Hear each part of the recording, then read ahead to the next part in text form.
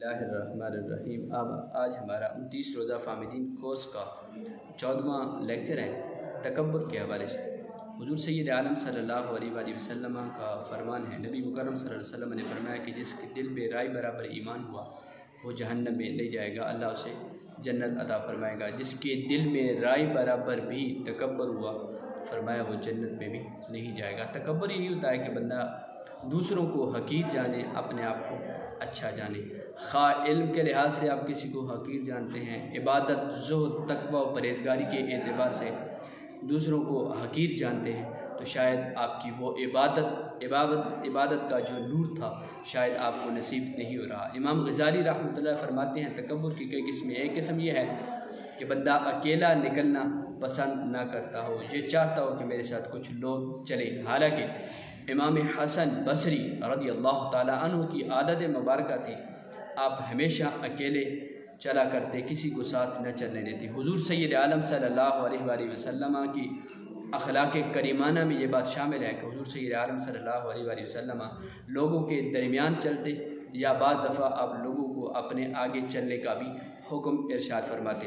امام غزالی رحمۃ اللہ فرماتے ہیں تکبر کی ایک قسم یہ بھی ہے کہ بندہ یہ خواہش کرتا ہو کہ لوگ مجھے ملنے آئیں۔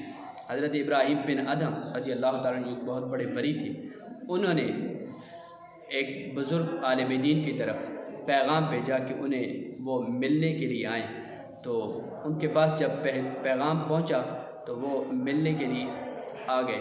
جب آئے تو حضرت ابراہیم بن ادھم رضی اللہ تعالیٰ عنہ فرمانے لگے کہ میں تو صرف آپ کی انکساری دیکھنا چاہ رہا تھا کہ آپ میرے پاس آتے ہیں یا نہیں آتے۔ تکبر کی ایک قسم یہ بھی ہے کہ بندہ یہ پسند کرے کہ لوگ میرے لیے کھڑے ہوں، لوگ میرا استقبال کریں۔ ایک ہوتا ہے کہ پسند کرنا، ایک ہوتا ہے لوگوں کے احتراماً اپنے شاگرد استاد کی احتراماً کے لیے احتراماً کھڑے ہوتے ہیں، مرید اپنے شیخ کے لیے کھڑا ہوتا ہے، بیٹا اپنے والد کے لیے کھڑا ہوتا ہے۔ یہ ایک الگ بات ہے۔ اس میں بھی اگر اس صاحب منصب کا یہ خیال ہوا کہ وہ پسند کرتا ہے اور جو نہ اٹھے اس کے لیے ناپسندیدگی کا اظہار کرے، تو شاید یہ بھی تکبر میں شامل ہو جائے گا۔ اللہ کی حضور دعا کرتا ہوں کہ اللہ ہمیں اس بری عادت سے بچائے، عزت و انکساری کی زندگی عطا فرمائے۔